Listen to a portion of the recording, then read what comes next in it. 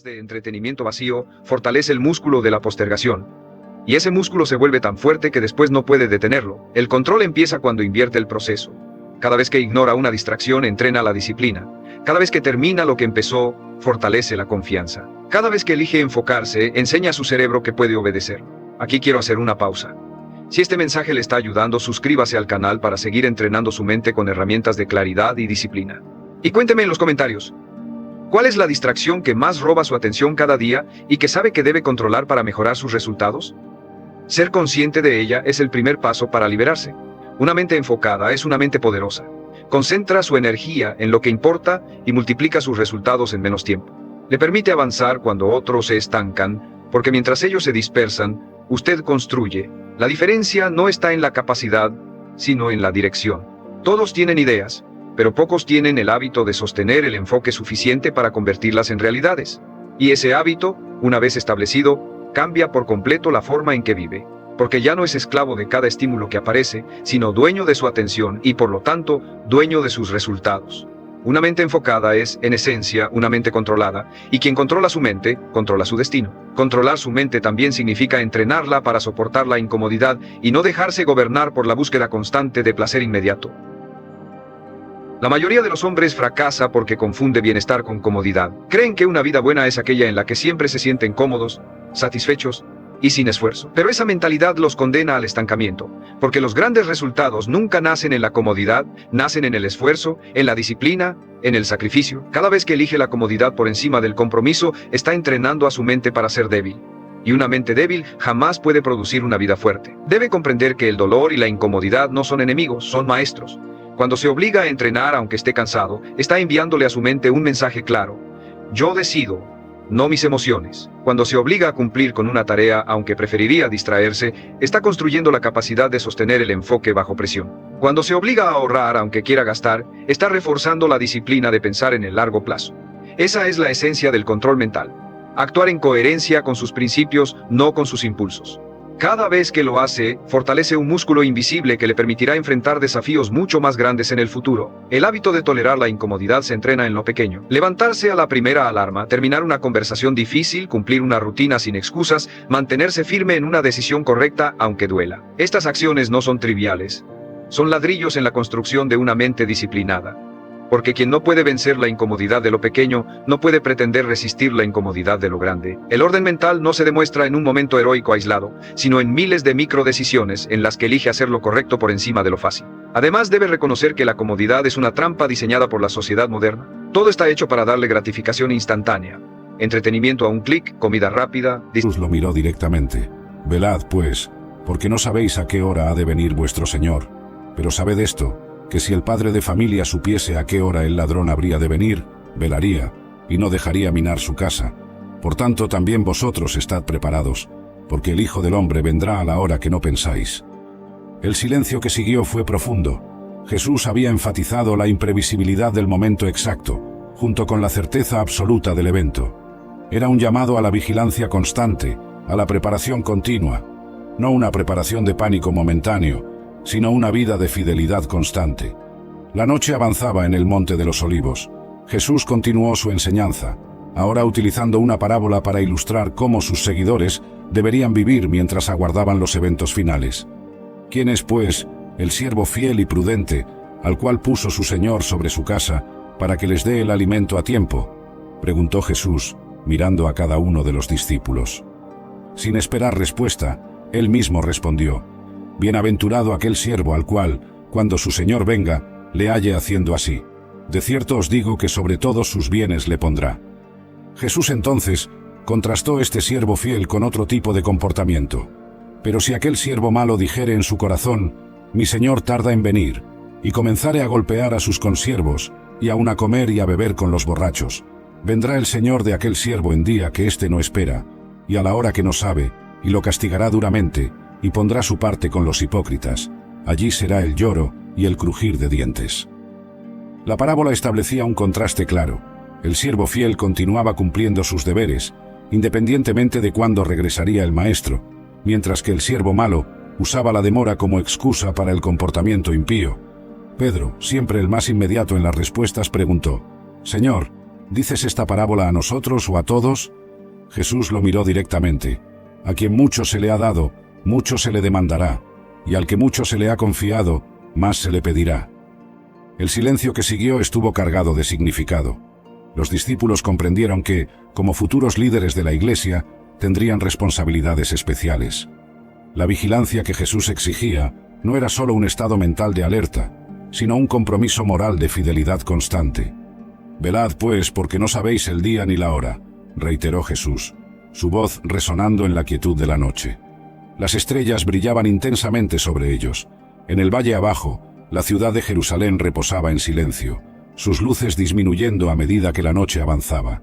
El templo, que sería destruido tal como Jesús había profetizado, se erguía como una sombra silenciosa contra el cielo estrellado, un recordatorio visual de la transitoriedad de las cosas terrenas en contraste con la permanencia de las palabras de Cristo. Los discípulos miraban a su maestro con una mezcla de temor reverente y convicciones limpias, sinceras, respetuosas. Y cuando él te hirió, dañó esa pureza. No se trataba de relación, se trataba de alineación. Tu presencia lo ordenaba, lo estabilizaba, lo iluminaba, y aunque él nunca lo reconociera, tú lo ayudabas espiritualmente más de lo que te imaginas. Por eso, cuando se alejó con ego, con orgullo, con indiferencia, algo en su vida dejó de funcionar igual. La bendición que tenía no era suya, era compartida contigo. Y lo notarás sin buscarlo. De repente, él empieza a perder oportunidades que antes tenía.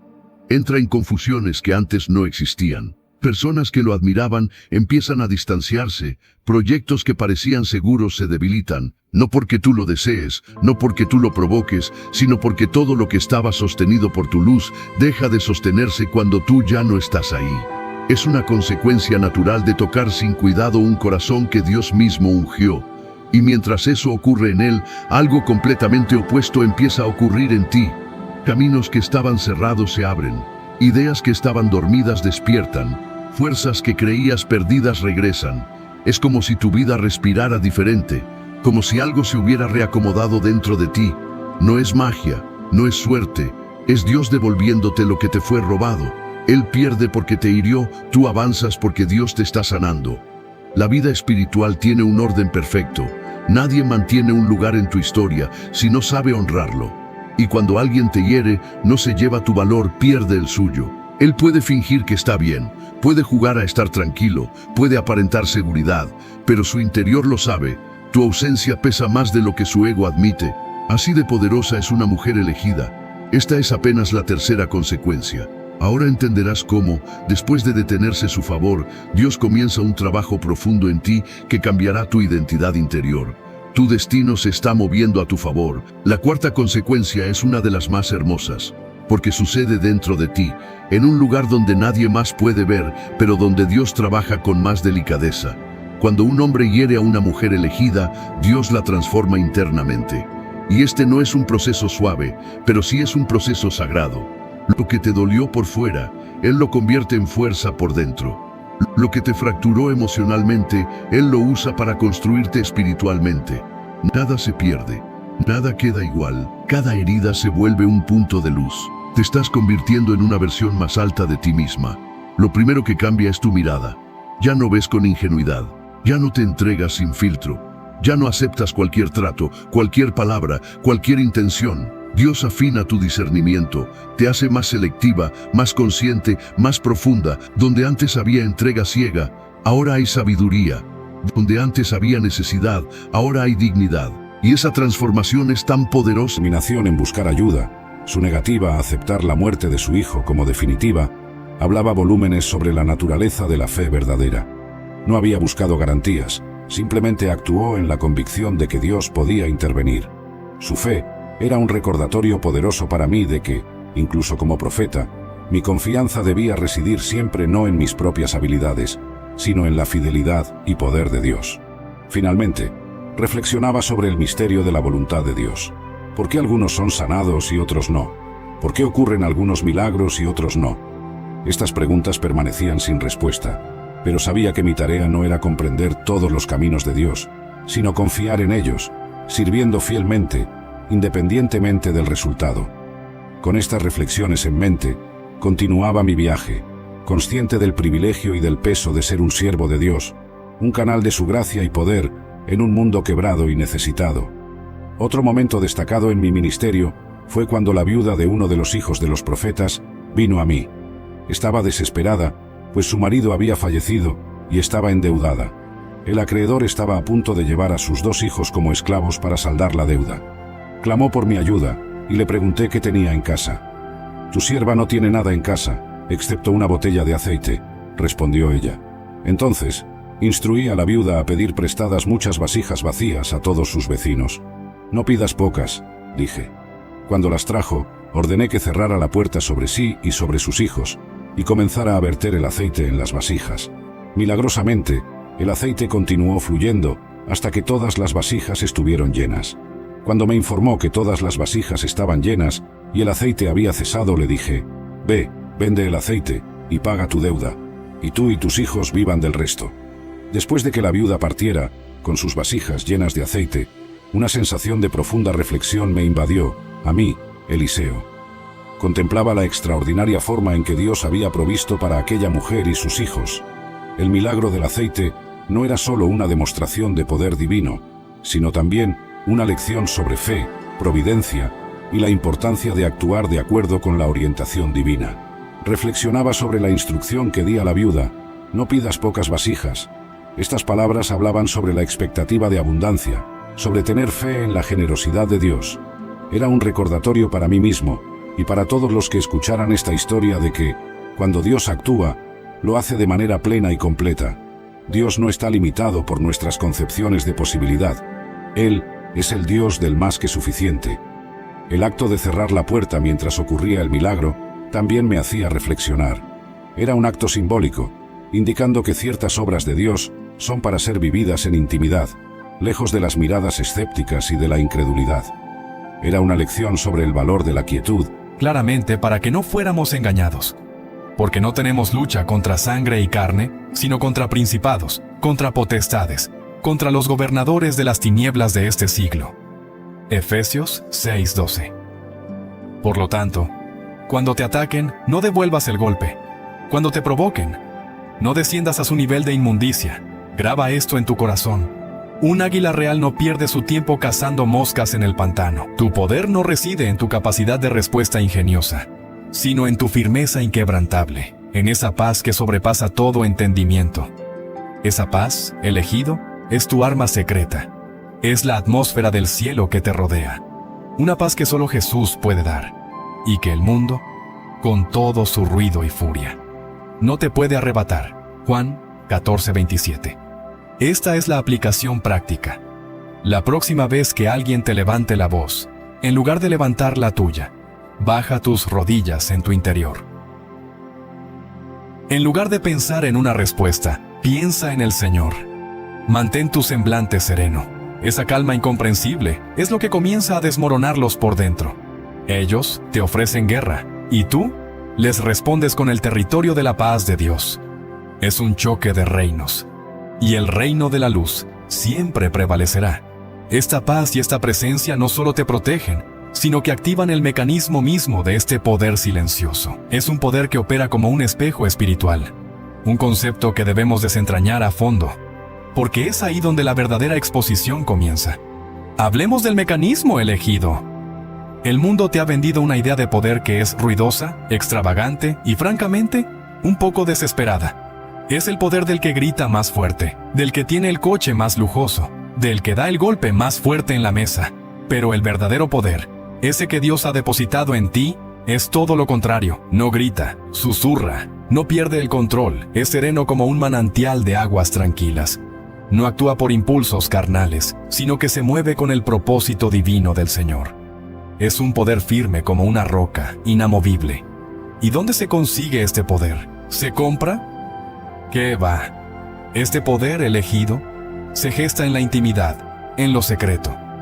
Nace en esas madrugadas frías, cuando el resto del mundo duerme y tú estás de rodillas ante el Señor. Se fortalece en el estudio profundo de su palabra, no leyéndola por encima, sino comiéndola, digiriéndola hasta que se hace parte de tu ADN espiritual.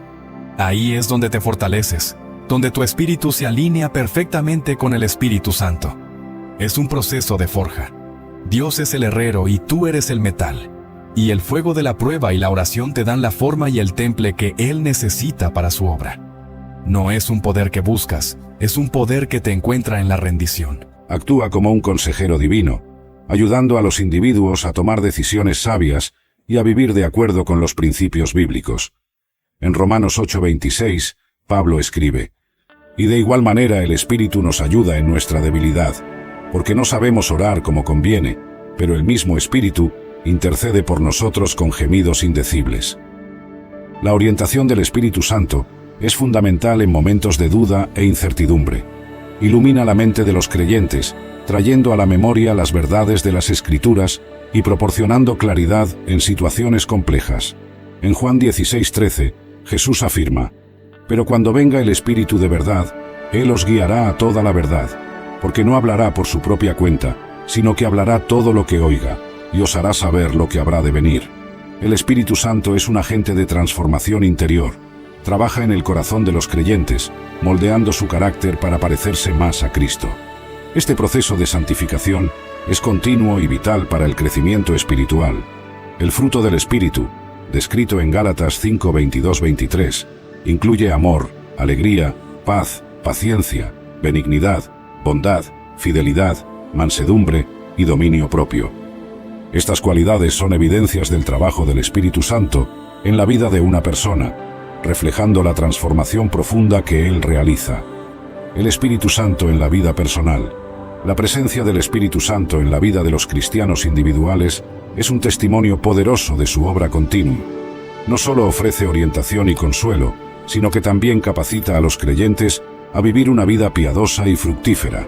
En Efesios 1:13-14, Pablo escribe: «En quien también vosotros, después de oír la palabra de verdad, el evangelio de vuestra salvación, y habiendo creído en él, fuisteis sellados con el Espíritu Santo de la promesa, que es las arras de nuestra herencia, hasta la redención de la posesión adquirida, para alabanza de su gloria».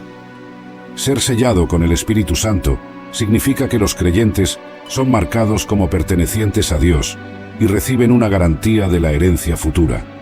Este sello es un símbolo de la presencia permanente del Espíritu Santo en la vida del cristiano, garantizando que son hijos de Dios y coherederos con Cristo.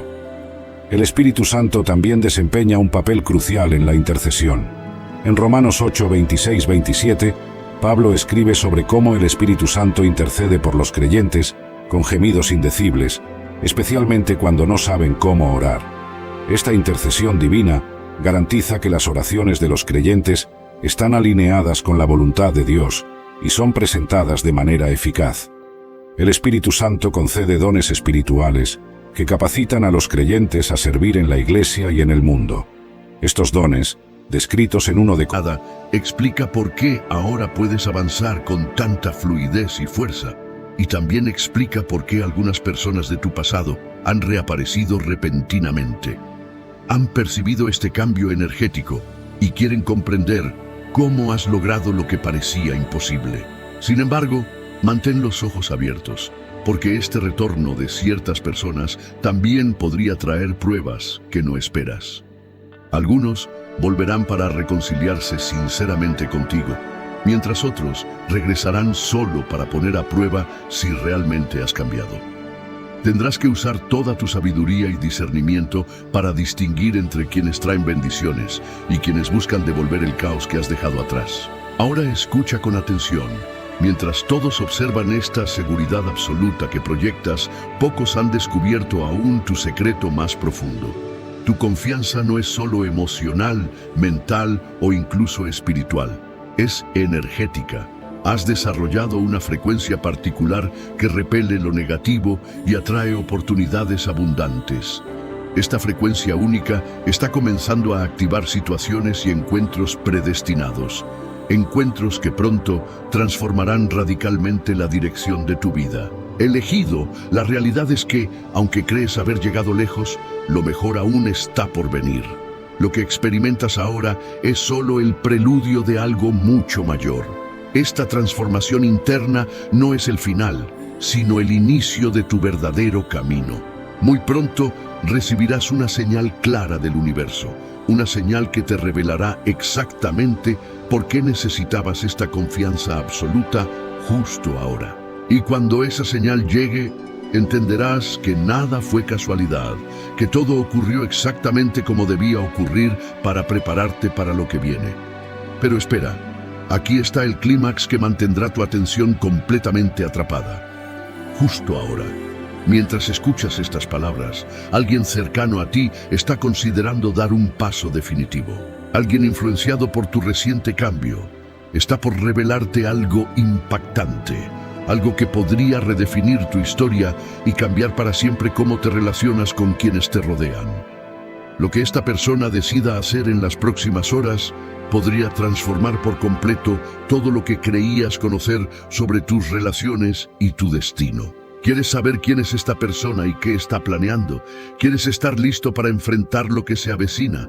Entonces mantente muy atento al próximo bloque, porque estás a punto de descubrir algo que podría sacudir los cimientos de tu realidad actual.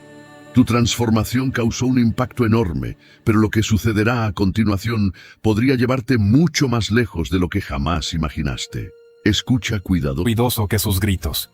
Escucha, elegido. La primera y más desconcertante herramienta en tu arsenal es tu silencio estratégico.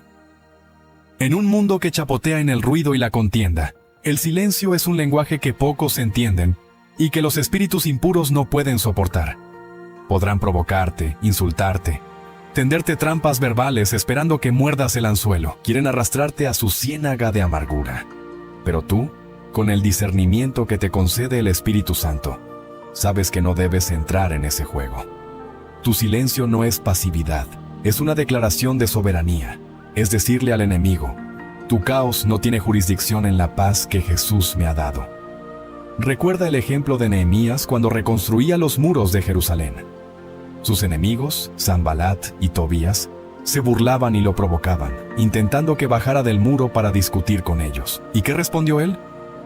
Estoy ocupado en una gran obra y no puedo ir. Nehemías 6:3. Esa es tu respuesta, elegido.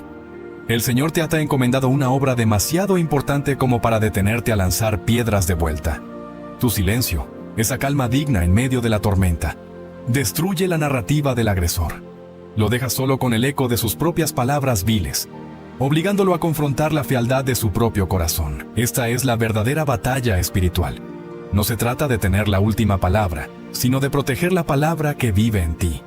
Es el desarme más elegante y eficaz que Dios pone a tu alcance. 2. Tu energía saca a la luz todo lo que intentan esconder. La segunda herramienta es la propia atmósfera espiritual que cargas. No pienses en esto como una energía mística y vaga. Para nada. Es la presencia manifiesta del Espíritu Santo que mora en ti, el templo de Dios. ¿Alguna vez has sentido cómo alguien parece ver a través de ti sin decir una palabra? Así es como muchos se sienten ante un elegido. Cuando entras en una habitación, no entras solo. Contigo entra la santidad, la verdad y el amor de Jesús. Esta presencia actúa como un reactivo químico espiritual. Todo lo que es falso, todo lo que se oculta en las sombras de la hipocresía, comienza a agitarse y a sentirse expuesto bajo esa luz. Piensa en el caso de Ananías y Zafira en Hechos 5. No necesitaron un largo interrogatorio. Simplemente se pararon ante la autoridad del Espíritu que operaba en Pedro. Y su mentira se derrumbó, trayendo consecuencias terribles. El Señor no te pide que seas un detective de los pecados ajenos. Te pide que seas un portador puro de su presencia. El confronto no es de ti hacia ellos, es del Espíritu de verdad dentro de ti contra el espíritu de mentira en ellos. La verdadera lucha. El ciclo de la procrastinación y le envía un mensaje claro a su mente. Yo hago lo que digo. Esa coherencia entre decisión y acción fortalece su identidad y lo convierte en alguien confiable, primero para usted mismo y después para los demás. La acción inmediata tiene otro efecto poderoso, genera impulso. Es como empujar una rueda pesada. Al principio cuesta moverla, pero una vez que rueda, cada empuje es más fácil y la velocidad aumenta. Sus metas funcionan igual.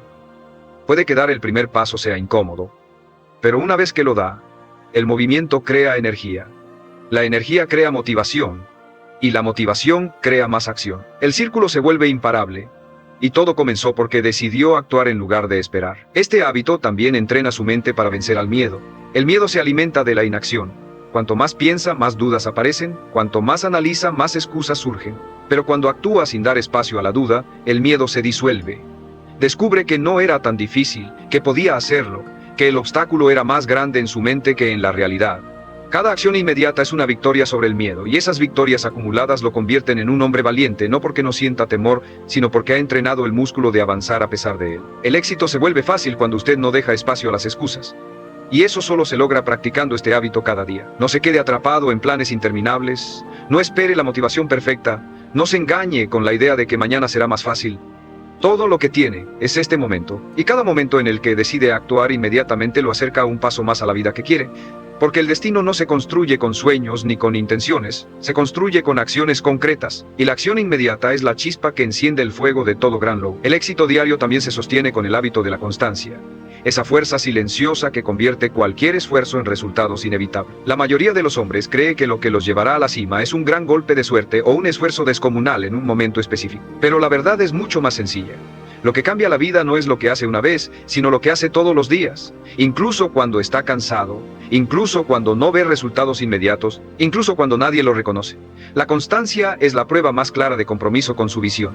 El hombre que practica la constancia no depende de la emoción del momento, depende de su decisión de no detenerse. Lo extraordinario de la constancia es que transforma lo imposible en alcanzable. Imagine un corredor que quiere completar un maratón. No llega a la meta por correr un día 42 kilómetros, llega porque cada día entrenó unos pocos. Imagine un escritor que quiere terminar un libro. No lo logra por sentarse un fin de semana entero, lo logra porque escribió unas cuantas páginas cada día. Así funcionan todas las metas, con la acumulación diaria de pequeñas acciones que, sumadas, construyen lo que parecía inalcanzable. El éxito es una consecuencia matemática de la constancia. La constancia también le da algo que ningún talento puede darle: credibilidad. Cuando usted se presenta día tras día, cuando cumple lo que dice que hará, cuando demuestra que puede sostener un hábito durante meses o años, gana la confianza.